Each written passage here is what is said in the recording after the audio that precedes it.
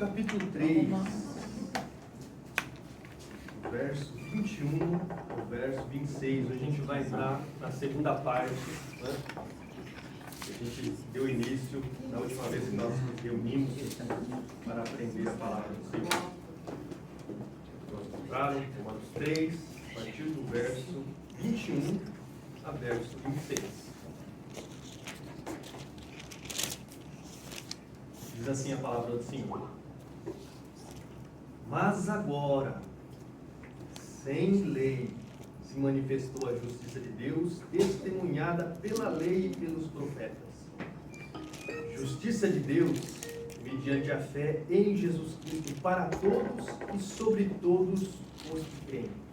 Porque não há distinção, pois todos pecaram e carecem da glória de Deus, sendo justificados gratuitamente por sua graça, mediante a redenção que há em Cristo Jesus. Nem baixa a cabeça do orar. Pai bendito, Pai santo, teu povo se reúne, ó Pai, para ouvir a tua santa palavra nesta noite. Que o Senhor possa abrir nosso entendimento, nosso coração, que o Senhor possa falar conosco, que o Senhor possa nos ensinar, ó Pai, mediante a tua santa palavra, Senhor. Derrama da tua graça sobre a vida desses irmãos que aqui estão, daqueles que também não puderam estar conosco. Em nome de Jesus nós pedimos e te agradecemos. Amém, queridos. A gente vai dar continuidade, então, ao que a gente iniciou, né? Nessa nova sessão que a gente entrou. E a nova sessão se refere ao único caminho de salvação, que é mediante Jesus Cristo. Se a gente puder recapitular o que a gente aprendeu na aula passada, a gente já viu, né, a partir do verso 21, que Deus ele não deixou o homem nessa situação deplorável, né, degradante, miserável, que é estar debaixo do pecado, caminhando rumando para o inferno, caminhando para debaixo da sua ira, né? Nós vimos o que ele fez mediante a vida de Jesus Cristo, a obra de Jesus Cristo. Ele nos redimiu, né? A gente viu ali, a gente aprendeu na última mensagem, quem que é o autor da justificação. E nós vimos que o autor da justificação é Deus. Nós aprendemos também que a gente não contribui em nada para a justificação. Foi Deus quem fez toda a obra mediante o seu Filho Jesus, o enviando à terra, né, vivendo uma vida sem pecado, fumando, né, para aquele madeiro, com o nosso fardo, com o nosso pecado.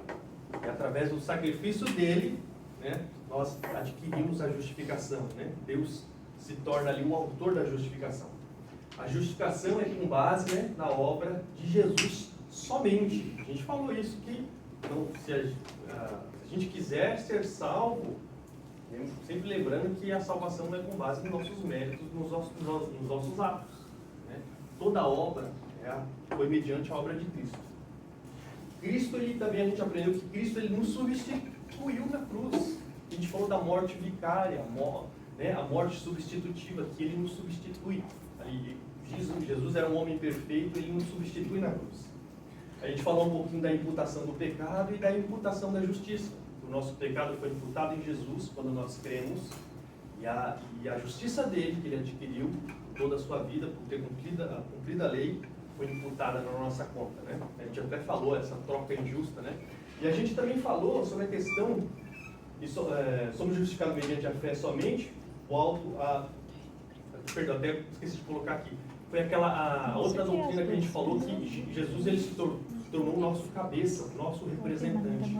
A nossa culpa foi para ele e por ele ter justiça foi imputado em nós.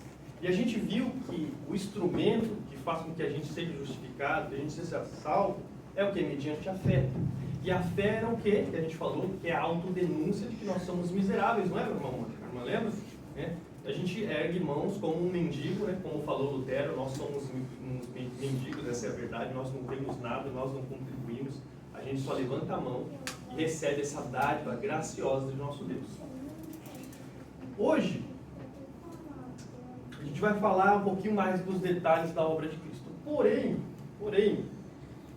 eu troquei, não é que eu troquei, eu comecei fazendo a mensagem para a questão da gente falar sobre expiação e propiciação hoje. Só que aí, como o versículo sobre redenção está na frente, eu falei, eu não posso atropelar. Então, depois que eu tinha feito todos os slides concernentes à expiação e à propiciação, eu falei, não, breca aí, vamos falar de redenção primeiro, né? De como Cristo ele nos redime, nos resgata, né? Aí eu atropelei um pouquinho os slides, fiz outros na frente. O ruim é que eu não cheguei a colocar sobre as aplicações, mas a gente vai falando no decorrer da exposição. Redenção, expiação e propiciação. Redenção, já vamos falar, né, refere-se a um pagamento a fim de remir, né, de resgatar algo. Expiação, a gente já falou um pouquinho, né, é o cancelamento do pecado, que acontece numa dimensão horizontal, ou seja, para as pessoas, certo, do mundo, né, os seus eleitos, aqueles que crerão. E a propiciação é uma dimensão vertical, que é para apaziguar a Deus. Nós vamos falar isso na próxima, praticamente, na próxima exposição. A verdade central de hoje, gente. Mediante a obra redentora de Cristo, advinda da graça de Deus, somos resgatados deste mundo perverso, tornados filhos e filhas justificados para viver de conformidade à vontade de nosso Senhor. Então é isso que a gente vai aprender hoje. Que mediante a obra redentora de resgate de Jesus Cristo, que foi o que? Foi uma graça de Deus, como vocês leram aí no verso 24. Né? Praticamente a gente vai ficar só no verso 24 hoje, gente. Né? Só quis ler totalmente do verso 21 a 24, para a gente ter um panorama que a gente já estudou. A gente é o que? Mediante essa obra, a gente é resgatado deste mundo perverso, a gente é transportado, a gente é tirado desse reino de trevas, a gente vai falar sobre isso, transportado para o reino do Filho do seu amor. Tornado filhos e filhas justificados, para viver o quê? Do jeito que a gente quer? Não. Para viver de conformidade ao quê? À vontade de nosso Senhor. É isso que a gente vai falar hoje. O primeiro ponto é a gratuidade da justificação, gente. O verso 24. Leia comigo. Sendo justificados, o quê? Não é mediante o pagamento de alguma coisa? A gente não tem que fazer nada? Tem certeza, gente? Tem, Marília? Não, tem dúvida nenhuma, só prossegue de Aí, olha, esse aqui eu quero ouvir vocês, né? Somos justificados de quê? Gratuitamente por sua graça. A gente tem que ter essa visão em mente, gente. A gente não pode desviar nossos olhos da justificação pela graça. Justificação pela graça somente. Paulo, antes de ele se tornar cristão, ele tinha uma esperança de ser justificado diante de Deus no último dia, mediante o quê? O cumprimento da lei, o cumprimento, né, ali da perseverança ali na religião judaica, uma perseverança pessoal, nos seus jejuns, nas suas orações, nas suas esmolas, naquilo que ele faz, naquilo que ele fazia. Só que quando ele se deparou com o Evangelho, ele viu que é totalmente o contrário. A gente não é justificado no final, a gente é justificado na partida, no início. Quando nós cremos em Jesus, quando nós depositamos fé, confiança no Senhor Jesus, a partir daquele momento, irmão Maria, a gente já é justificado. E se a gente é justificado no começo, quer dizer que não é com base naquilo que a gente faz. Por isso que eu coloquei, ó, a esperança de Paulo, antes do cristianismo, estava na perseverança pessoal e na guarda da lei. Onde ao final, diante da presença de Deus, ele seria justificado. Mas o que acontece? Porém, no Evangelho, isso que é maravilhoso, quando a gente depara com o Evangelho, quando o Evangelho é apresentado a nós, ele mostra como a gente é justificado, como a gente é lavado e remido pelo sangue de Jesus. E a gente vê que no ato da nossa fé, quando a gente deposita a fé em Jesus, nós somos justificados. No Evangelho, ele notou que a obtenção da justiça, né, é um processo ao revés. Deus declara justo no início do percurso, não no fim. Portanto, se a declaração é no início do percurso, não pode ser com base nas obras ainda não praticadas pelo indivíduo. Então, não tem... A gente é justificado no começo do percurso. No começo da caminhada cristã, você já é declarado justo. É que nem no começo do ano letivo, você já ganha um 10. Você já está com as notas altas, né? E você vai, é o que a gente sempre fala, né? Ah, quer dizer que então que já está tudo feito, tudo pago, eu posso viver do jeito que eu quiser, né? Eu posso pegar à vontade. Não, a gente vai aprender que, na verdade, não. O verdadeiro cristão que foi salvo pela graça, ele não tem prazer de viver no pecado. Ele cumpre a lei, ele busca a santificação, busca mortificar a carne em resposta a esse grande amor que ele recebeu mediante as obras de Jesus, meu irmão. Então, ele não vive mais para si, mas ele vive para aquele que o resgatou. Ele fala, justificado mediante o quê? A justificação é gratuita. A justificação é um favor imerecido da parte de Deus a nós, visto que nenhum de nós pode conquistá-la por esforço próprio. E vocês viram, nós falamos, não falamos? Desde o capítulo 1, do verso 18, Paulo foi mostrando a pecaminosidade, a perdição dos homens, tchau. Você lembra? Né? Falou até ali já no capítulo 2 sobre o moralista. Não adianta você condenar aquilo que as coisas ruins, você pratica também. Você também é pecador. O próprio judeu que se assegurava na lei, se assegurava na circuncisão, por ser povo de Israel, nem isso o salvava. Né? A sua moralidade, as suas coisas, não faz. A gente não contribui em nada para ser justificado. É Deus quem fez toda essa obra. Então, se alguém, porventura, ou por desventura, trouxer para você uma mensagem que você tem que fazer algo para adquirir a salvação, que não basta somente a fé, é fé mais o que? Mais obras. É fé mais... Quando você fala é fé mais alguma coisa, você colocou outra coisa, você já destruiu o Evangelho. Por isso que eu coloquei, se alguém trouxer até você qualquer mensagem dizendo que a salvação se consegue mediante o esforço próprio, o que eu coloquei ali? Ó? Considere com que? Maldição. Paulo chama isso de anátema. Sabe onde Paulo fala sobre isso? Não. Anátema, amaldiçoado. Está lá no livro de Gálatas, capítulo 1. Até coloquei a citação aqui, ó, Gálatas 1, no verso 6 a 9. O que estava acontecendo lá na igreja dos Galateus? Né? Paulo ele pregou ali, talvez, por cerca de 1 ano ali na região da Galácia. Né? Acho que a irmã Jana, o irmão Chal, lembra da exposição de Gálatas, né? Que Paulo ele pregou o Evangelho da Graça, que a salvação é só mediante a fé em Jesus Cristo. Só que quando Paulo sai das igrejas ali da região da Galácia, falsos mestres praticamente entram na igreja e começam a disseminar que não é só a fé em Jesus Cristo, é fé mais circuncisão. Esses falsos mestres eram o quê? Eram judaizantes. Eram judeus que creram em Jesus Cristo, só que eles não abandonaram praticamente o ranço do judaísmo. Falou, não, para você ser salvo é fé mais o que? Circuncisão, fé mais a guarda de sábado, fé mais o que? Não pode comer carne de porco. Então tem restrições, você não pode fazer isso, senão você não vai ser verdadeiramente salvo. E Paulo ele diz o quê? Que isso daí é um falso evangelho. É um outro evangelho. E ele está desassociado da graça de Deus, do favor de Deus.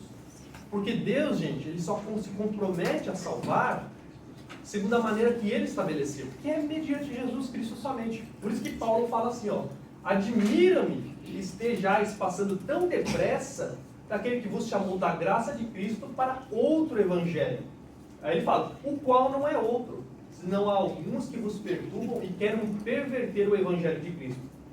Mas olha só o que ele fala, ó, mas ainda que nós, ou mesmo um anjo vindo do céu, vos pregue evangelho que vá além do que vos temos pregado, seja anátema.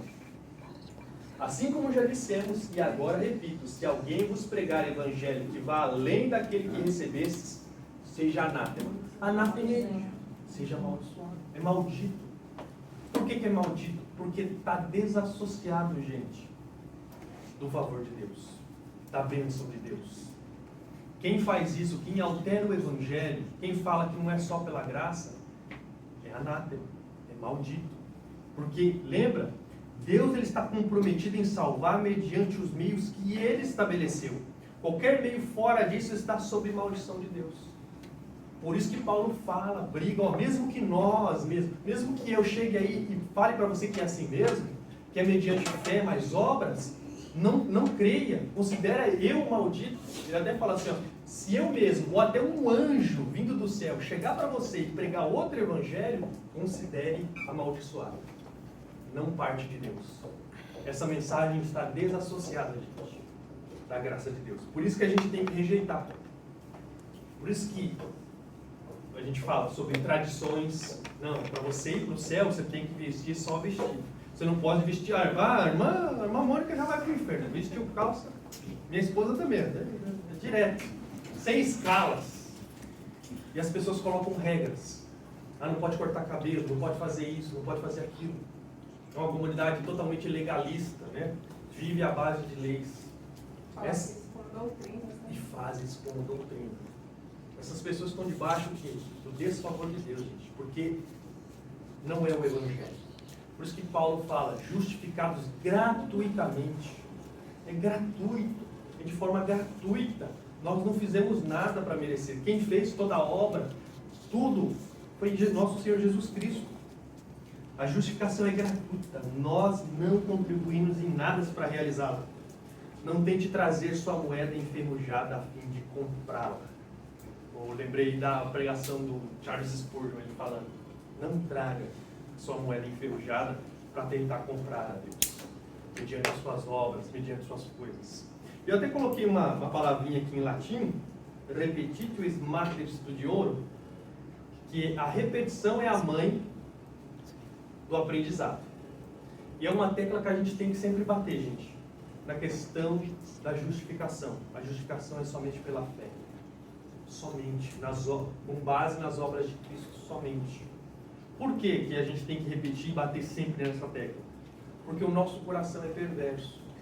O ser humano, ele quer parte dessa glória de Deus. Ele quer contribuir com a menor coisa que seja para ele falar também, não, eu cheguei lá porque eu fiz, porque eu jejuei, porque eu orei, porque eu fui na igreja, porque eu dei a oferta, dei o dízimo, fiz isso, eu era perfeito. As pessoas querem tentar contribuir, tirar a glória de Deus. Por isso que eu coloquei, o coração perverso dos homens quer parte da glória de Deus. Por isso ele insiste em querer contribuir, por menor que seja, na obra da salvação. Coloquei que nem eu posso me manter fiel. A gente pode se manter fiel até o último dia? Se a salvação, se a sustentação da salvação fosse colocada nas suas mãos, você seria salvo até o último dia? Até Cristo voltar? Você pode ter certeza, se a segurança da sua salvação estivesse nas suas mãos, você perderia ela. Porque nós temos falado bastante sobre isso, que o nosso coração é mau. O nosso coração foi corrompido em Adão, e a gente não consegue cumprir plenamente a lei de Deus. A gente tenta, a gente entra nem Paulo fala em Romanos 7, o querer o bem está em mim, porém não efetuá-lo. Porque eu encontro nos meus membros uma outra lei que, guerreando com a lei da minha mente, me faz prisioneiro da lei do pecado. E a gente não entende por que acontece isso. A gente quer cumprir a lei de Deus, quer buscar a Deus, só que a gente não consegue. A gente quer ler, dá sono, né? A gente gasta mais tempo com outras coisas, a gente vê que a gente não é perfeito, a gente vê, né, dentro do nosso corpo uma luta que é. Aí imagina se a salvação, a segurança da sua salvação ficasse em suas mãos. Certamente amanhã você acordaria no inferno, tranquilo, sem escalas. Já ia direto, né? Entendeu? Por isso que lembrem, gente, vocês têm que repousar a sua segurança nos méritos do Salvador. É o que a gente tem sempre falado aqui. O Senhor é o único digno de glória, porque é Ele que realizou toda a obra da redenção. O homem quer espaço para méritos, porém Deus torna a dizer, coloquei aqui, vocês são justificados gratuitamente por minha graça, pois nada vocês fizeram e nada agora podem fazer, a não ser levantar as mãos e receber essa minha dádiva graciosa. O justo viverá pela fé. Fé na obra do mediador, somente. Então, agarre-se a isso. E não desgrude disso. Porque se a gente deixa de pregar a graça, justificação mediante a fé, nosso coração, por ele ser mau, ele vai tentar querer um pedacinho dessa glória. E a glória totalmente pertence a Deus. Por isso que a gente fala do solo deu glória, glória somente a Deus. Porque Ele realizou essa obra da salvação. Nós não contribuímos em nada. Nós falamos no último estudo que é a gente levanta a mão só e recebe essa dádiva graciosa do nosso Senhor. O segundo ponto aqui, ó, favor imerecido. Né? Veja aí, continuação do verso 24. Sendo justificados gratuitamente por sua graça. E nós sabemos por que teve de ser segundo a graça de Deus. Nós éramos o que? Indignos. Nós éramos o que? Perversos. Nós estudamos isso. Vocês viram desde o verso 18. Que o homem, depois que ele pecou, ele foi deixado à mercê do seu próprio coração corrupto. E quando Deus deixa o homem a seu bel prazer, ao seu próprio coração, o que acontece? Ele só declina. Ele desonra o seu próprio corpo. Ele faz o quê? Ele comete uma bateria de coisas ruins. Nós vimos. Nós não merecíamos nada. Por isso que é o favor imerecido de Deus. Graça é isso, gente. É um favor imerecido. Nós não merecíamos. Nós somos perversos. O pecado, o que é o pecado? É rebelião contra o Criador. Deus estabeleceu as regras. Deus fez este mundo para si, para a sua glória. Mas o homem, após o pecado, ele fala não para Deus. Ele não quer a vontade de Deus, ele quer a sua própria vontade. E nós temos falado sobre isso, a questão de você querer ser Deus quando você peca. Porque você não quer a vontade de Deus, se a sua vontade prevalece, você quer se tornar soberano sobre o seu caminho, sobre a sua trajetória. Nós vemos que é uma rebelião contra o nosso Criador. Aí eu coloquei aqui, ó, a justificação é um ato da livre graça de Deus. Perdão, isso aqui é um breve catecismo de Westminster. Diz lá, a justificação é um ato da livre graça de Deus, no qual Ele perdoa todos os nossos pecados e nos aceita como justos diante de si, somente por causa da justiça de Cristo a nós imputada e recebida só pela fé. Aí eu peguei uma parte aqui do livro do Franklin Ferreira, para me ler aqui, deve ser. Ele fala dessa parte do catecismo, do breve catecismo de Westminster.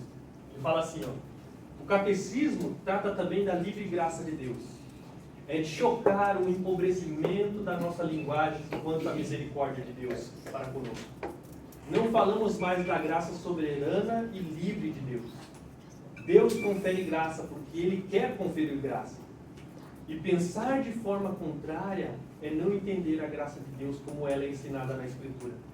Se Deus se move em nossa direção por algo que Ele supostamente viu em nós, a graça deixa de ser graça. A graça é graça porque é livre.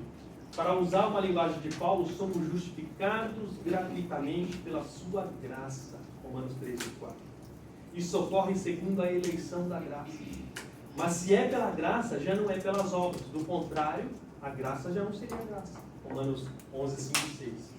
A graça é graça porque ela é livre, graciosa e dadivosa. Em outras palavras, recebemos a graça porque Deus a quis conferir a nós, sem que houvesse nenhum bem ou mérito em nós. A livre, soberana e dadivosa graça de Deus é o fundamento da nossa justificação. E a justificação é a justiça pessoal que Cristo obteve durante a sua vida na terra, o qual passa a ser imputada ao pecador no momento em que crê. Então, gente, muitos, que nem eu coloquei aqui, né? Muitos por aí dizem que Deus se moveu em nossa direção para nos salvar, né? Por causa daquilo que Ele viu em nós. Não, Deus viu uma predisposição em você, Jana. Então, por isso que Ele chegou lá e apresentou o Evangelho para você e o trouxe. Se isso tivesse ocorrido, gente, não seria graça. Não seria um favor imerecido. Deus não viu nada em nós. Deus não viu nada em nós. Porque pela graça sois salvos mediante o quê? A fé. E isso não vem de vós, é o que? É um dom de Deus, não de obras para que ninguém se glorie. Então é um dom, não é? Tanto a fé como a graça é um dom. É um presente gracioso, Deus quis dar.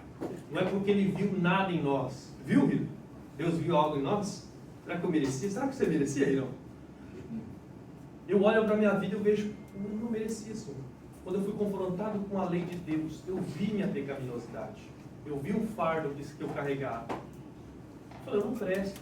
Por mais que eu me achava bom, mas quando o Evangelho, a a lei de Deus foi apresentada a mim, eu falei, eu não sou bom. Eu sou pecador. Eu transgrido a lei de Deus. Às vezes somos bons perante a lei do homem. A lei do homem. Mas perante a lei de Deus. A lei de Deus. Porque Deus vê tudo, gente. Deus conhece os nossos pensamentos. Deus conhece os nossos intentos. O ser humano não julga foro íntimo, né? Exatamente. Deus julga foro íntimo. As intenções, os pensamentos. Tudo isso, não tem nada encoberto para Deus. Deus, quando sonda o nosso coração, Ele vê o pior de nós. Por isso que foi graça, gente. Foi um favor imerecido. Eu não merecia, você não merecia. Mas o quê? Porque pela graça sois salvos, mediante a fé. Isso não vem de vós, é um dom de Deus, não vem de obras para que ninguém se glorie. Aí eu até coloquei aqui, mortos não têm o poder de sair de seu sepulcro. E a gente vê em Efésios 2:1. Ele fala, vocês estavam mortos em delitos e pecados, mas Ele vos deu vida. Imagina, nem a gente falou, né? O que o morto tem poder para sair da sua cova, do seu sepulcro? Não tem. Por isso Deus teve que vir até nós, nos tocar, nos dar vida, nos reviver. E foi o mesmo poder que Ele usou para ressuscitar Jesus Cristo, sabia? Vê lá, só você lê Efésios 1. O mesmo poder que Ele usou para ressuscitar Jesus foi o poder feito para nos salvar, para nos despertar, para nos cativar no nosso coração, trazer a Ele, trazer a fé. Qual foi o meio pelo qual Deus estabeleceu a justificação? A gente já falou sobre isso. E a gente entra aqui no terceiro ponto, sobre a questão da redenção. Resgatado mediante um quê? Um preço. Continue aí no versículo 24. Sendo justificados gratuitamente por sua graça, mediante o quê? Mediante a redenção em Cristo Jesus. Quando a gente fala de redenção, gente, a linguagem aqui é de um mercado. Ela refere-se a um preço pago para resgatar alguém. Essa é a linguagem. Era muito usada no mundo antigo, porque no mundo antigo tinha a questão da escravidão, né? Desde o tempo de Paulo, né? A escravidão não é recente, ela já vem de muito tempo atrás. Praticamente nós não usamos essa palavra, redenção, redimir, resgatar, né? A não ser resgatar uma herança, não sei se vocês já ouviram falar, né? O pai às vezes não deixa só as dívidas para os filhos, né? Eles deixam alguma coisa lá. Ou, e a questão também, resgatar alguma coisa no banco, né? Está lá, você tem que ir lá resgatar. Nós não usamos, mas essa palavra era muito usada no mundo antigo. E a questão, se temos de ser resgatados, pressupõe que nós estamos o quê? Cativos. Pressupõe que nós estamos prisioneiros de alguma coisa. Se Deus tem que nos resgatar, quer dizer que nós estamos presos. E nós já falamos sobre isso várias e várias vezes. E quando Adão pecou, o que aconteceu? Eu até falei para vocês, grilhões vieram sobre suas mãos e seu coração. É por isso que a gente não consegue ser perfeito. Nós estamos cativos, presos, né? Não mais nós somos crentes agora, não é? Mas a gente sabe que o nosso coração ainda é inclinado ao mal. Só que Deus falou que o pecado não ia ter mais poder sobre nós. Não só o mal, mas as dúvidas também. Ó. Tem pessoas que incutem dúvidas em você. Ah, sim. Mas isso daí, irmã, nessa questão das dúvidas, é porque a nossa mente foi afetada. A mente de Adão, depois da queda, não era mais como antes. Porque nós somos criados à imagem e semelhança de Deus. Só que quando o advento do pecado, ele entrou na criação, quando ele veio, ele corrompeu todas as faculdades do homem. Sua mente, seu coração, seus desejos, seus intentos. Que nem Paulo falando em Romanos 7, eu encontro nos meus membros uma outra lei que, guerreando com a lei da minha mente, me faz prisioneiro da lei do pecado. Ali que ele estava falando ali, a questão assim, olha, eu sei o que é bom, eu quero fazer o bem, mas ela encontra o mal em mim. Como assim? Você já falou assim, poxa, eu não quero cometer esse pecado, e foi lá e cometeu? Você fala, poxa, Aí a gente até fala, né? Você não tem livre-arbítrio? Né? Você não pode decidir entre o bem e o mal? Sempre pega as pessoas nesse meu calcanhar e falei, então, beleza, você pode ligar o botãozinho então, falar de parar de pecar? A pessoa, não, né? Eu falei, então, tem algum problema com o seu arbítrio. Ele está corrompido. Aí a pessoa fica assim, aí a pessoa fica meio sem argumento. Porque Adão nos deu isso como herança. Ele nos tornou cativos, nos tornou escravos do pecado, do mundo e do diabo. E eu coloquei aqui, eu estava lembrando de uma ilustração que eu estava escrevendo no meu livrinho, a questão de um déspota, um tirano, que ele entrou em um reino que não era seu. E ele dominou esse reino. E sobre as pessoas dali, os súditos, ele inflige dor, ele ameaça com a morte, sabe? E ele mata. Quando o pecado entrou no mundo, foi isso que aconteceu. Nos tornou escravos. Trouxe a morte, a separação de Deus, tudo isso. Imagina um tirano que invade uma terra, um reino que não era dele. E ele assola, ele amedronta ali os súditos. Nós estamos cativos, é assim que nós estamos, é assim que a humanidade está. Cativa do pecado, do mundo e do diabo. O homem, quando buscou a autonomia, né, andar pelas suas próprias pernas, ou seja, viver fora da regência de Deus, procurando estabelecer a sua própria vontade, grilhões sobrevieram sobre ele e tornou-se escravo do pecado, da morte e do diabo. A gente vai falar, quando a gente chegar lá em Romanos 5, vai falar da comparação de Adão e Cristo. Vocês viram lá, por um homem entrou o pecado no mundo, e pelo pecado, a morte. Que nem eu falei para vocês, nós não fomos feitos para a morte, gente. Quando nosso Senhor voltar, a morte vai voltar para o lugar que ela não deveria ter saído, a não existência.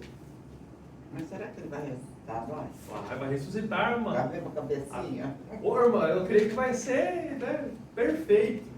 Né? Imagine essa mão. Minha mão já foi mais nova. A da senhora também. A senhora que é a mais velha entre nós. Fecha seus olhos, olha para a sua mão e imagine essa sua mão sendo glorificada. É isso que vai ocorrer com a senhora. Ou quando Jesus voltar. E nós vamos ser glorificados. Né? Esse corpo aqui não vai sentir mais essa dor, esse cansaço. Porque Deus há de nos redimir, de ressuscitar como Ele ressuscitou um dia. Então isso é maravilhoso. Cristo, Ele nos resgata para isso. Ele vai nos resgatar aqui, do poder do pecado em si. Essas calamidades que acontecem no mundo que nos afligem. O resgate de Cristo é com base nisso. Ele nos tira desse mundo perverso. Nós andamos segundo o curso desse mundo, não andamos, irmão? Irmã, não sei se a irmã nasceu no berço do Evangelho. Mas nasceu no berço do Evangelho? Então a irmã andou pelo mundo, fez a vontade da carne, né? Deu prazer à sua carne. Nós éramos católicos. Geralmente não praticante, meu Deus. Minha esposa também era, né? Era, não era? Esquece. Olha, tá vendo? Eu lembro que eu fui. Então, a desobediência de Adão, ele nos lançou fora da presença de Deus e nos tornou escravos. Só que Cristo veio para nos redimir, para nos resgatar do poder do pecado, da morte, dessas calamidades tudo. Quando Ele de fato voltar, a sua segunda vinda vai ser para levar o seu povo para si. A gente fala aí, ó. A desobediência de Adão nos lançou fora da presença do Criador, colocou no nosso coração sobre correntes de injustiça e perversidade. E você vê isso, o pecado, você tenta se desvencilhar do pecado, não tenta? Você quer ser perfeito, você encontra defeito em você. A gente quer se desvencilhar, mas não consegue. Eu acho interessante aqui, ó, em Efésios 2, verso 1 a 3, olha só como o Paulo fala. Vocês estavam mortos em suas transgressões e pecados, nos quais costumavam viver, quando seguiam a presente ordem deste mundo e o príncipe do poder do ar, o espírito que agora está atuando nos que vivem na desobediência. Anteriormente, todos nós também vivíamos entre eles, satisfazendo as vontades da nossa carne, seguindo os seus desejos e pensamentos. Como os outros, éramos por natureza merecedores da ira. Outra tradução fala que vocês eram filhos, né, por natureza da ira. E assim foi. O pecado nos matou, nos tirou da presença de Deus, nos tornou escravos. Quando eu falo desse texto aqui, eu sempre dou aquela ilustração do rio do mundo. Imagina um corpo jogado nesse rio do mundo, um rio de podridão, de sujeira. Imagine o diabo em cima lá, com um baita remando, né, em cima do seu corpo, levando você nos piores cantos desse rio, que ele, imagina o rio, ele vai fazendo curvas e tal, e você segue esse curso de bel prazer. Assim ocorria conosco. Tudo que o mundo nos oferecia, nós aceitávamos. Eu, ultimamente, tenho visto muita coisa do Brasil, e a gente vê essas ideologias do Brasil. Você fala assim, poxa, eu não quero voltar mais para o Brasil, porque a cultura está tão depravada, né? As pessoas querem tanto satisfazer os seus prazeres. Então, né, a justiça, a bondade, a beleza, coloca para o lado, porque a gente quer satisfazer, a gente quer a libertinagem. E é assim que o coração do homem é. Ele segue o curso do mundo. Nós seguimos o curso do mundo. Por isso que Paulo fala assim, vocês estavam mortos em suas transgressões e pecados, nos quais costumavam viver quando seguiam presente ordem. Uma outra tradução na Ara está o curso deste mundo. Por isso que eu falo dessa ilustração sobre o diabo nos levando como um remão assim, pelas partes mais sujas desse rio que é esse mundo. Nós estávamos cativos de Satanás, cativos do diabo. Porque nós estamos no domínio dele praticamente. Porque quando o pecado entrou no mundo, tornou-se praticamente o domínio dele. O príncipe da potestade do ar, como Paulo fala. Porém, Cristo, ele veio e ele pagou um preço para nos resgatar. E qual foi o preço? O QI, né? Sua vida. Só que a pergunta, para quem foi pago esse preço? Para quem Cristo pagou a sua vida? Muitos teólogos no decorrer da história da igreja falaram sobre para quem foi pago esse preço. Um dos primeiros a falar dessa teoria do pagamento foi Orígenes, um pai da igreja. Ele viveu lá do século II ao século III, né? 1084 a 2253. 184 a 253. E ele falou que o pagamento foi feito ao diabo. Só que o diabo não contava com a astúcia de Jesus. Ele ressuscitou no terceiro dia. Então ele ficou com as mãos abanando. Falou, eu quero a sua vida. Você me der, eu liberto eles. Só que ele não contava que Jesus ia ressuscitar no terceiro dia. Olha, a teologia do Chapolin. Mas não foi assim. O preço não foi pago, gente. Satanás ou o diabo. O diabo não tem nada, gente. O diabo é um pobre diabo, muitas pessoas. Ele não tem nada. Nós também já falamos, se você lembra do segundo estudo que nós tivemos, eu falei sobre Anselmo da Cantuária, um medieval, que ele trouxe para a igreja a teoria da satisfação. E ele fala ali no seu puro Deus Homos, né, porque Deus se fez homem, que Deus foi ofendido. E essa ofensa tornou a gente, por ter feito essa ofensa, foi uma ofensa infinita. Eu até dei aquele exemplo do carro, você bate num carro velho, você beleza, tranquilo, você paga, mas se você bate no carro mais caro do mundo, você tem uma dívida praticamente infinita, você nunca vai conseguir pagá-la. A mesma coisa, o pecado foi uma ofensa à santidade infinita de Deus.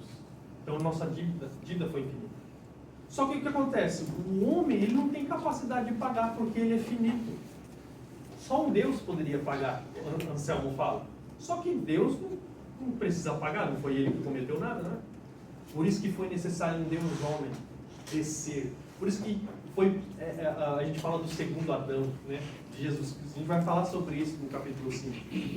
Cristo ele desce nessa terra, toma um corpo como o nosso, vive como a gente.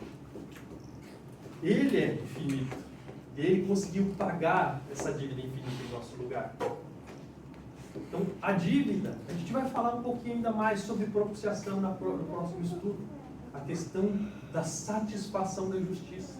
Cristo, ele satisfaz a Deus. Esse preço foi pago para Deus, não para o diabo. Não esqueça isso daí. É porque hoje o pessoal ainda fala, né? Não, foi pago. Acho que tinha, antigamente, tinha até uma ilustração que o pessoal pegava, trazia uma gaiola, né? O molequinho lá pegou os passarinhos, ia matar os passarinhos, e o pastor falou: quanto você quer por eles? Eu pago para você libertar eles. Então, aí o moleque aceitou e tal, e ele foi lá, colocou no público e contou essa história. Ó, foi a mesma coisa que Deus fez por nós, ele pagou um preço para o diabo para nos libertar, né? E tá, foi por aí. Eu falei: mas isso daí é uma heresia, não tem nada a ver. O pagamento não foi ao diabo, foi ao próprio Deus. Porque foi Deus que foi ofendido. Até um certo tempo, Você eu queria achava que, por exemplo, que quem dominava o inferno era Satanás, né? Sim. Tipo, aí quando eu entendi que não é ele que vai mandar lá no inferno, que quem tem a chave do inferno é Deus, eu falei: nossa. Eu sempre falo: por que o inferno é terrível? Aí o pessoal fala: porque o diabo vai estar lá, ele vai espetar o garfão. Eu falei: gente, mas isso daí é o imaginário da Idade Média. Não tem nada a ver, o inferno não é terrível por causa disso. O diabo vai estar sofrendo, vai sofrer do mesmo jeito que o resto do povo. O inferno foi feito para ele, para afligir a ele, porque ele se rebelou contra Deus. Ele quis ser maior que Deus. Mas o que é colocado, né, na sociedade, na cultura é isso. É Os isso. desenhos da minha infância era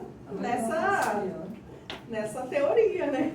Então a gente cresce com vê isso que na é cabeça. totalmente diferente do que o pensamento popular é. Porque você fala que quem manda para o inferno é Deus. Quem aflige, quem vai descarregar a ira no inferno é Deus. E a gente fala: a ira, gente, não é? Deus não tem a mesma ira que a gente. A ira dele é justa. Por ele ser justo e por ele dar aquilo que as pessoas merecem, essa justiça vai ser revelada como ira. Vai ser um despejar da ira de Deus, porque ele vai estar fazendo justiça, ele vai estar punindo as pessoas que merecem. Esse é o ponto. Por isso que a gente fala: a gente não pode esquecer da ira de Deus. A gente continua: ó, mediante sua entrega na cruz, mediante a entrega de Jesus na cruz, Cristo salda a nossa dívida que tínhamos para com Deus, nos purifica do pecado, nos transforma em filhos e nos desarraiga deste mundo que almeja viver para si longe de Deus. É isso que Deus faz em Cristo. Ele nos resgata deste mundo perverso, nos torna filhos. Antes, como você pode ler em Efésios 1, Efésios 2, nós éramos filhos do que? Da ira. Porque nós pecamos. Nós éramos dignos de ser punidos. Mas ao crer em Jesus, nós se tornamos filhos de Deus. Você já ouviu esse ditado, né? Todo mundo é filho de Deus. Não, todo mundo é filho. Só aqueles que creem. Só aqueles que abraçam, que se agarram em Jesus, de fato, se tornam filhos de Deus pela fé. Eles são adotados.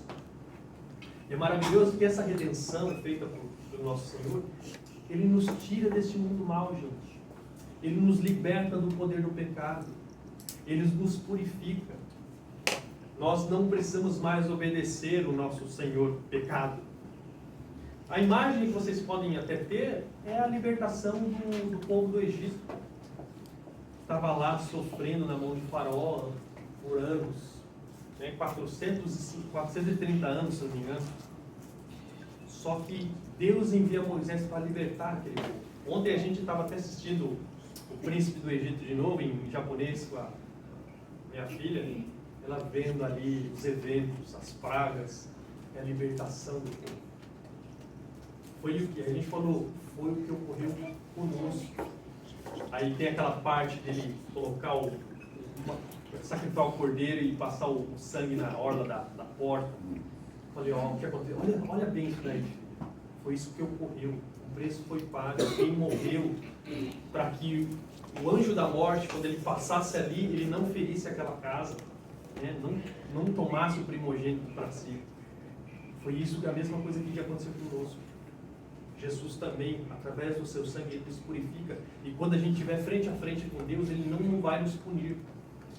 que Ele vai olhar para os méritos, para o sangue de Cristo que cobre a multidão de nossos pecados, que paga, que quita nossos pecados. Foi isso que ocorreu na redenção, no sacrifício naquele Gólgota. Por isso que é tão importante nós falarmos da cruz.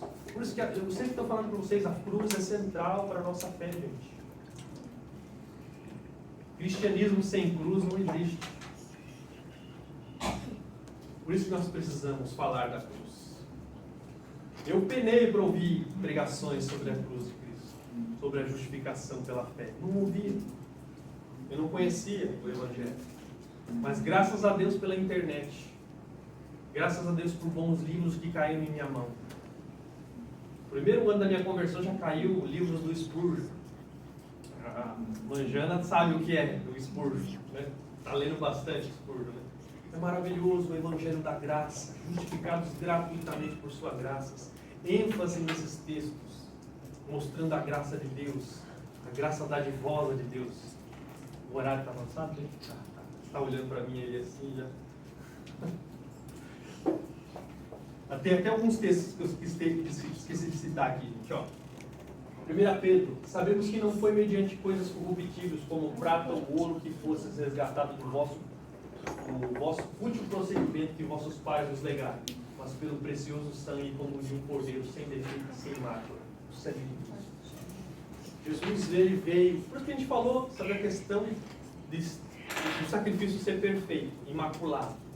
Cristo foi assim, um verdadeiro homem purificado, sem mancha, sem mácula.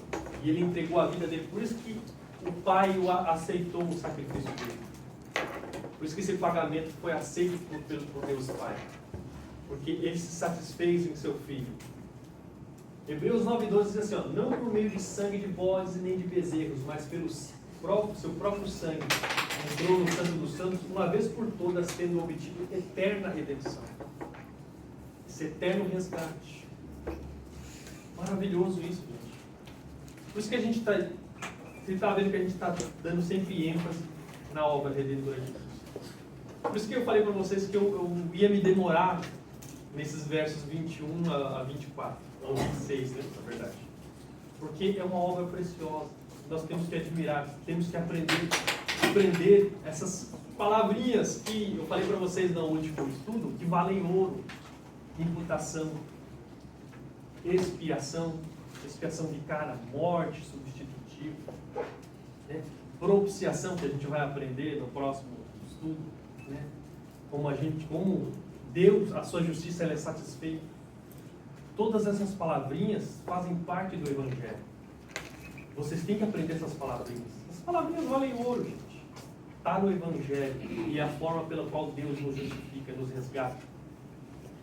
Tito 2,14, qual a si mesmo se deu por nós, a fim de nos remir-nos de toda iniquidade, purificar para si mesmo um povo exclusivamente seu e zeloso de boas obras. Colossenses 1,13, ele nos libertou do império das trevas e nos transportou para o reino do Filho do seu amor, no qual temos a redenção, a remissão dos pecados. Maravilhoso isso. Ele nos transportou do reino das trevas para o reino do Filho do seu amor. Por isso que a gente, lá em Gálatas, fala que Deus nos desarraigou desse mundo mal. O nosso pensamento mudou, ele foi transformado. Ele passou a viver os princípios do reino, não passou? A gente não quer viver mais para si, para nós mesmos. A gente anseia viver para Deus. Por mais que nós sejamos imperfeitos, só que a gente sabe que a nossa segurança está no Senhor, não está no que a gente faz ou o que a gente deixou de fazer.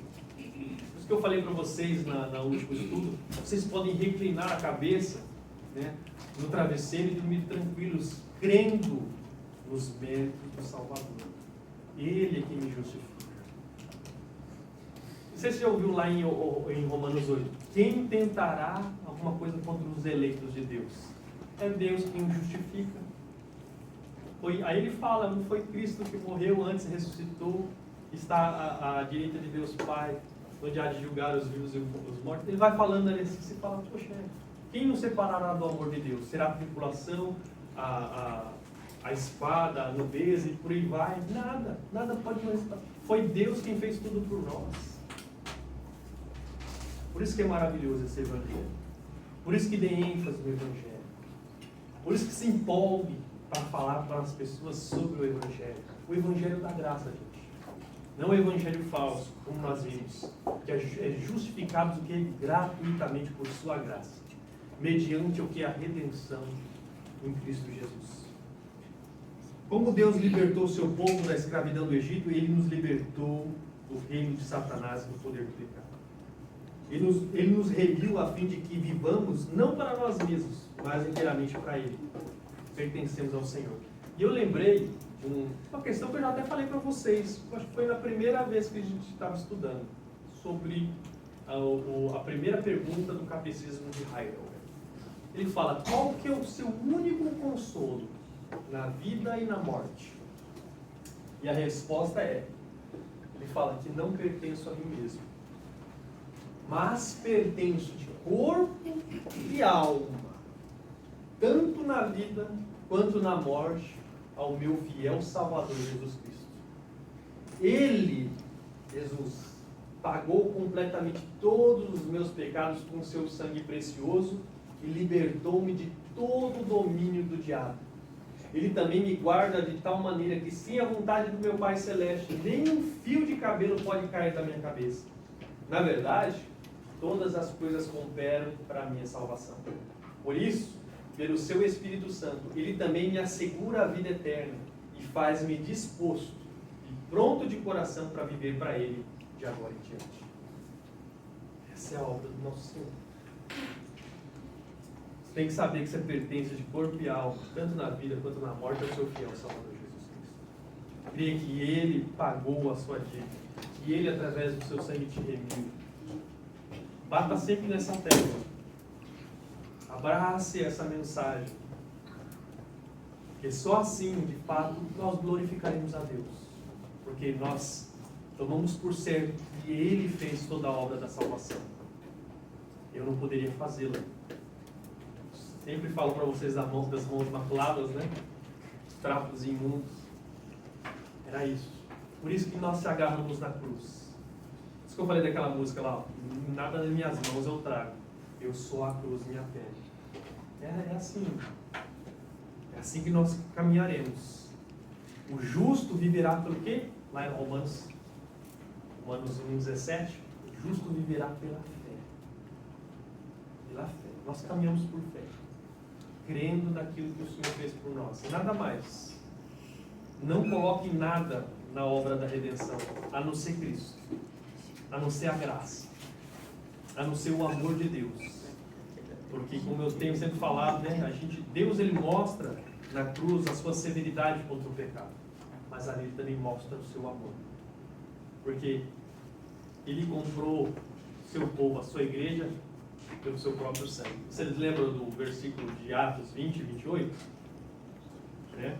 Olhai por vós e por todo o rebanho, em qual o Espírito Santo vos constituiu bispo, pastores, para pastoreares a igreja de Deus, a qual Ele comprou pelo seu próprio sangue. Nosso Deus sangra. E Ele sangrou por nós. Cada gota derramada naquele Calvário foi em prol da sua justificação, foi em prol da purificação dos seus pecados. Por isso que nós adoramos o Senhor, por aquilo que Ele fez. Porque toda a obra, lembre, toda a obra que Ele fez ali foi para redimir o povo, para trazer novamente esse povo que estava disperso, que estava espalhado, que estava perdido. Para isso que Ele veio, para trazer esse povo para si novamente, para glorificá-lo nele por toda a eternidade. Amém? Vamos orar? Pai amado, Pai bendito, obrigado por essa obra da redenção, o qual o Senhor nos redimiu pelo Teu sangue, o qual o Senhor nos lavou, ó Pai, o qual o Senhor nos desarraigou deste mundo mal, perverso, nos dando uma nova mentalidade. O Senhor continua falando conosco, continua nos ajudando nesta caminhada cristã, que a gente possa crescer a imagem de Cristo, que a gente possa glorificar o Seu nome nesse país, que o Senhor possa, ó Pai, de maneira esplêndida e maravilhosa, abrir sempre os nossos olhos para a gente ver as maravilhas da Tua Santa Palavra, daquilo que o Senhor fez por nós em Jesus Cristo. Em nome de Jesus nós te pedimos e te agradecemos.